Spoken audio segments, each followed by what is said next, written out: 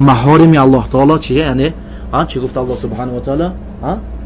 لا تزنوا نگفت، چی گفت؟ یعنی لا تقربوا زنا، زنا نکنید، نه زنا به نزدیک نشوید. یعنی عرق چیش کنید؟ یعنی از نوشیدن، نزدیک شدن رسول الله صلی الله علیه و چیکار کرد؟ یعنی منع کرد. یعنی هم خیلی نه همین با عرق مثلا نوشاندیشه، سوزاندیشه، خراندیشه، فروشاندیشه، برداراندیشه، با همیشه چیکار رسول الله صلی الله علیه و لعنت کرد.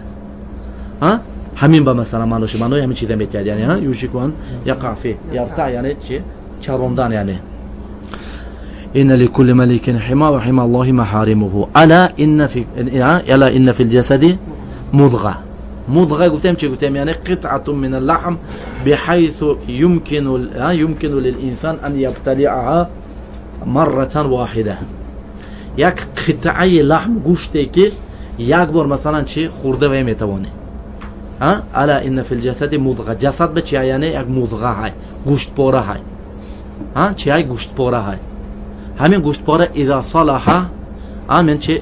اذا صلحت صلح الجسد كله و اذا فسد فسد الجسد كله الا وهي القلب.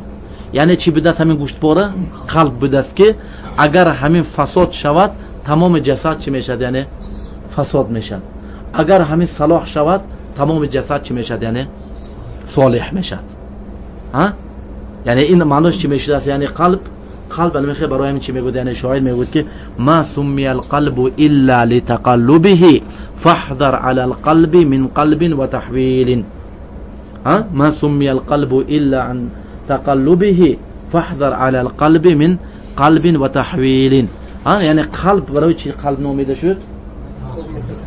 ایواز شدن، توپ خوردنش. برای همین برای قلب چیه ترس گفت؟ یعنی توپ خوردن و تحویل و مثلا چرخ زدن، توپ خوردن، از همین چیزها چی گفت؟ یعنی شاعر ترس گفت. برای همین دل انسان چی میکند؟ یعنی از پای دل شده میستد. برای که دل این همش مثلا چی تمام مخازن معلومات، همه چیزی که جا بحث دل بحث. الله تعالی چی میگه؟ افلم یسیروا فی الارض فتكون لهم قلوب یعقلون بها. عقل و همه چیزها که جا بمیشد یعنی قلب بمیشد، دل بمیشد. والحمد لله رب العالمین.